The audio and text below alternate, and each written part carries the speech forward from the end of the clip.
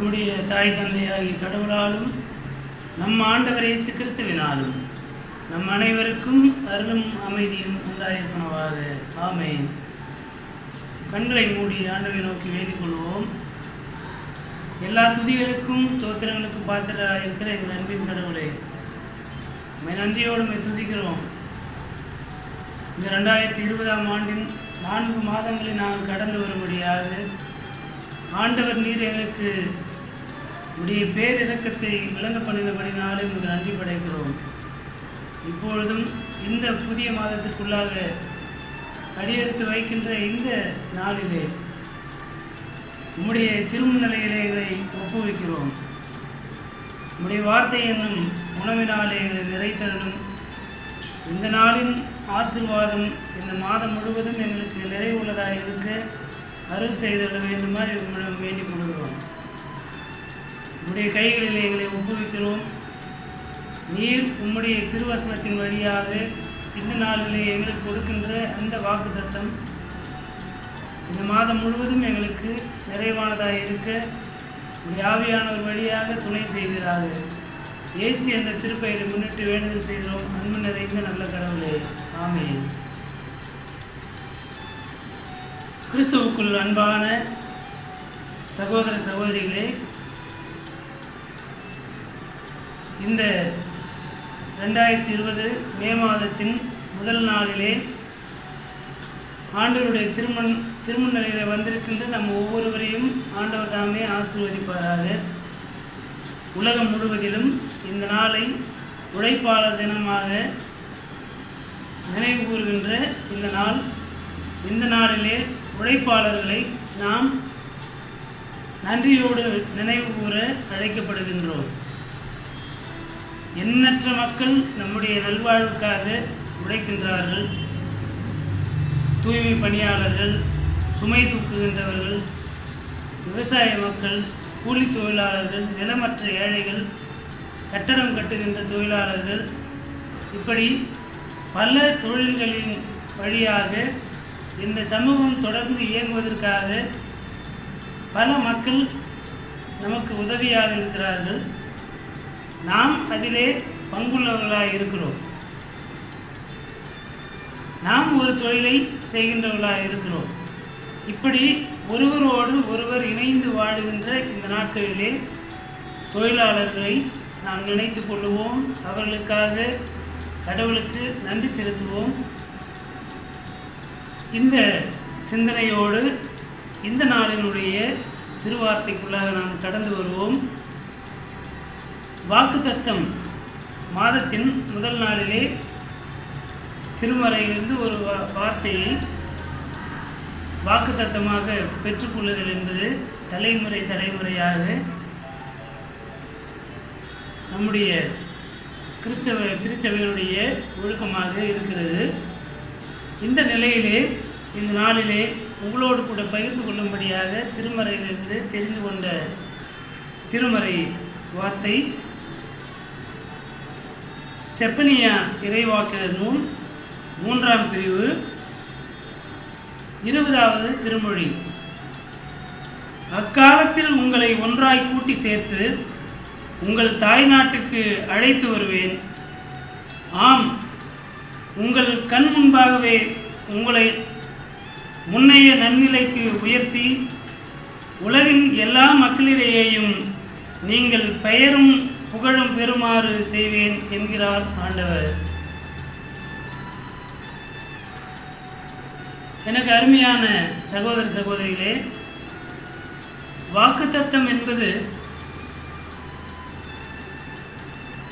கடவுள் நமக்கு கொடுக்கின்ற ஆசீர்வாதம். திருமறையில் இருக்கின்ற அனைத்து வார்த்தைகளுமே கடவுள் இந்த முழு மாநிலத்திற்காக கொடுத்திருக்கின்றார். அந்த இறை வார்த்தைகளை ஒவ்வொரு நாளும் நாம் சிந்திப்பது நமக்கு தகுதியும் நீதியுமாயிருக்கிறது. அந்த அடிப்படையிலே ஒரு புதிய மாதத்திற்குள்ளாக அடியெடுத்து வைக்கின்ற போது இந்த மாதம் எப்படி இருக்க வேண்டும் என்று நாம் விரும்புவதுண்டு. கடவுள் இந்த மாதம் முழுவதும் எப்படி நம்மை வழிநடத்தப் போகிறார், எந்த விதமான வார்த்தைகளினாலே நம்மை வழிநடத்த இருக்கிறார் என்பதை குறித்த சிந்தனை இறை மக்களுக்குள்ளாக எப்பொழுதும் ஒரு தேடலாக இருந்து கொண்டிருக்கிறது.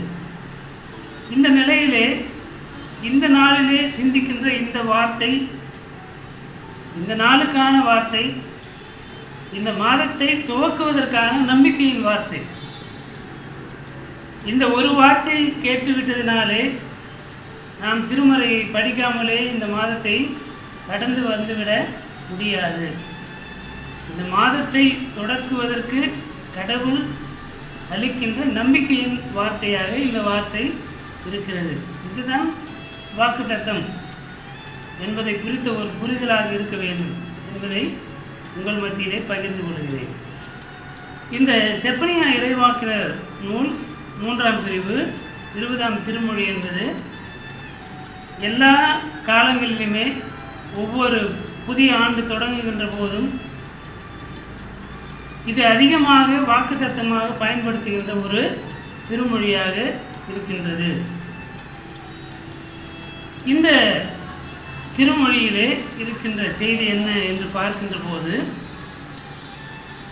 ஆண்டவர் நம்முடைய சிறையிருப்பை மாற்றுகின்ற கடவுள்.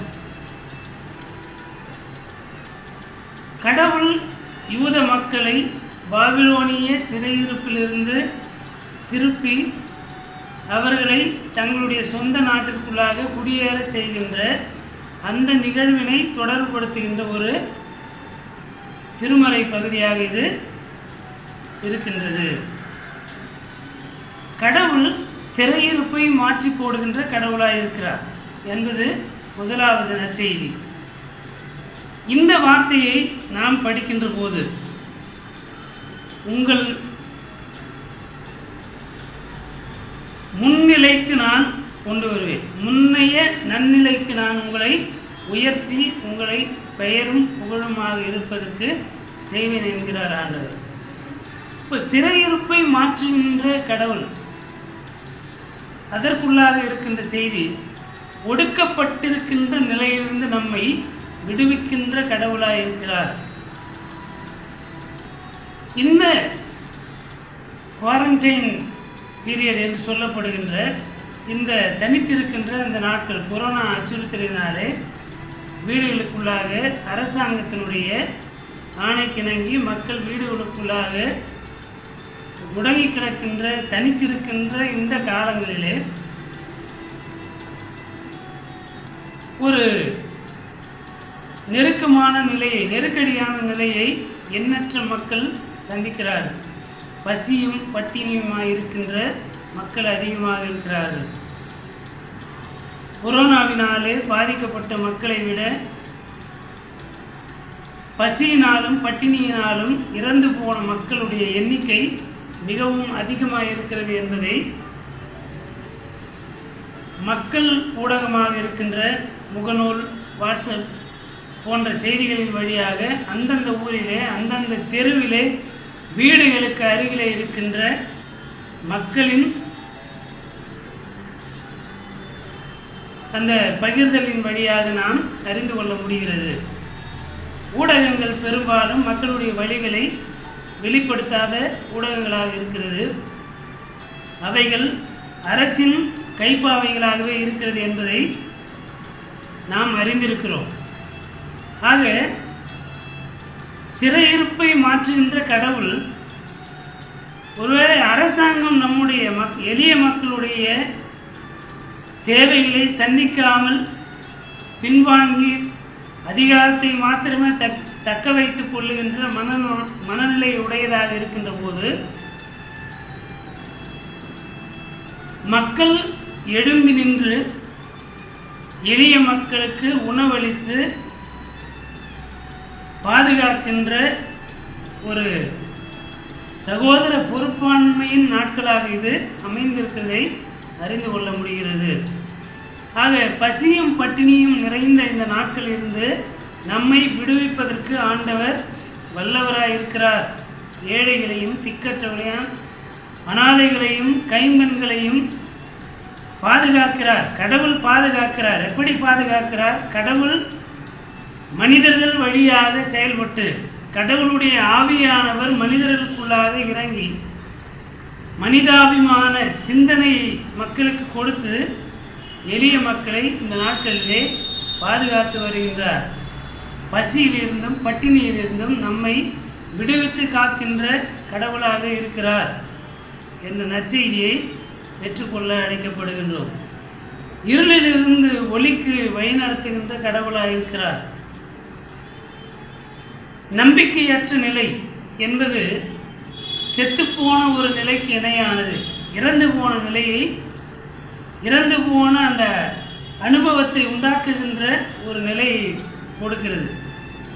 இப்படிப்பட்ட இந்த நம்பிக்கையற்ற நிலையிலிருந்து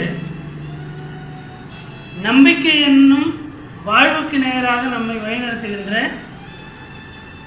கடவுளாக ஆண்டவர் இருக்கின்றார். முடக்கப்பட்ட நிலையிலிருந்து விடுவிக்கப்பட்ட நிலைக்கு வழிநடத்துகின்ற கடவுளாக ஆண்டவர் இருக்கிறார். கட்டப்பட்ட நிலையிலிருந்து நம்மை கட்டவிழ்த்து சுதந்திரமாக இருக்கும்படியான அருள் நிறைந்த காலங்களை தருகின்றவராய் ஆண்டவர் இருக்கிறார். இந்த வார்த்தைகள் கடவுள் நமக்கு எப்படிப்பட்டவராய் இருக்கிறார், எல்லா சூழ்நிலைகளையும் மாற்றுகின்ற கடவுளாக இருக்கிறார். நம்முடைய கண்கள் அதை காணும்படியாக நம்முடைய முன்னைய நன்னிலைக்கு நம்மை வழிநடத்துகின்ற கடவுளாக இருக்கிறார் என்பதை என்ற நம்பிக்கையை பெற்றுக்கொள்ள இந்த நாளிலே அழைக்கப்படுகின்றோம். இதனுடைய சூழல், இந்த திருமறை வாக்கியம், இந்த திருமறையின் வார்த்தை எந்த சூழலிலே எழுதப்பட்டது என்ற ஒரு வரலாற்று தகவலை நாம் பெற்றுக்கொள்ள முனைகின்ற போது, இது செப்பனியா 3:20 திருமொழியானது பாபிலோனிய சிறையிருப்பில் இருந்த மக்களுக்கு சொல்லப்படுகின்ற ஒரு இறைவாக்கு. அந்த பாபிலோனிய சிறையிருப்பு ஏற்பட்ட காலங்களுக்கு பிறகு இஸ்ரவேல் மக்கள் அதற்கு முன்னமே அசீரியாவினுடைய ஒடுக்குதலுக்கு ஆளாகி அசீரியாவினாலே சமாரியாவை தலைநகராக கொண்ட இஸ்ரவேல் நாடு அழிந்து போயிருந்த நிலையிலே இஸ்ரவேல் மக்கள் உலகமெங்கிலும் இருக்கின்ற பல நாடுகளுக்கு சிதறுண்டு போயிருந்தார்கள். அதுபோல பாபிலோனிய சிறையிருப்பின் காலங்களிலே யூத மக்களும் வாழ்வாதாரத்திற்காகவும் கடவுளை வழிபட வேண்டும் என்பதற்காகவும் சிதறுண்டு போயிருந்த நிலையில் இருந்தவர்களுக்கு இந்த இறைவாக்கு சொல்லப்பட்டிருக்கிறது. எருசலேம் ஆலயம் இடிக்கப்படும் என்று எரேமியா இறைவாக்கினராலே கொடுக்கப்பட்ட அந்த இறைவாக்கு நிறைவேறுகின்ற போது கடவுளை வழிபடுவதற்கான ஒரு சூழல் இல்லாத ஒரு அச்சுறுத்தல் நிறைந்த அந்த காலத்திலே உங்கள் முன்னைய நன்னிலைக்கு கொண்டு வருவேன் என்ற நம்பிக்கையை ஆண்டவர் அந்த சிதறடிக்கப்பட்ட யூத மக்களுக்கு செப்பனியா இறைவாக்கினர் வழியாக கொடுக்கின்றார். இந்த இறைவாக்கு தன்மை எரேமியாவுடைய அதே சிந்தனை புது உடன்படிக்கை நூலிலே லூக்கா நற்செய்தி நூல் 21ஆம் பிரிவு 20 முதல் 24 திருமொழியிலே பார்த்தோமானால் அங்கே ஆண்டவர் இயேசு எருசலேம் மக்களை பார்த்து சொல்லுவார், நீங்கள் மனம் திரும்புங்கள், உங்களுக்கு கிடைத்த இந்த நாளில் ஆகிலும் மனம் திரும்புங்கள், இல்லாவிட்டால் இந்த நீங்கள் காணுகின்ற இந்த ஆலயத்திலே ஒரு கல்லின் மேல் ஒரு கல் இராதபடிக்கு எடுக்கப்பட்டு போகும், எரிக்கப்பட்டு போகும், பாழாக்கப்பட்டு போகும் நிலை வரும் என்ற எச்சரிக்கையை கொடுக்கின்றார். ஆனால் அதை கேட்காமல் மக்கள் ஆண்டவர் இயேசுவை சிலுவையிலே அறைந்தார்கள். காலங்கள் கடந்து போகின்ற போது அங்கே எருசலேம் ஆலயம் இடிக்கப்பட்டு போனது. அதன் பிறகு ஆண்டவருடைய அடியவர்கள் சிதறுண்டு அலைந்து கிடந்த யூத மக்களை கிறிஸ்துவினுடைய நற்செய்தியின் வழியாக கூட்டி சேர்த்த நிகழ்வுகளை திருச்சபை வரலாற்றிலே நாம் படிக்க முடிகின்றது. ஆக இங்கே சிதறடிக்கப்பட்ட நிலை, சிறைப்படுத்தப்பட்ட நிலை என்ற நிலைக்குள்ளாக இருக்கின்ற போது அப்படிப்பட்ட மக்களுக்கு ஆண்டவர் கொடுக்கின்ற வாக்குறுதி, உங்கள் முன்னைய நன்னிலைக்கு கொண்டு வருவேன் என்கிறார் ஆண்டவர். எனக்கு அருமையான சகோதர சகோதரிகளே,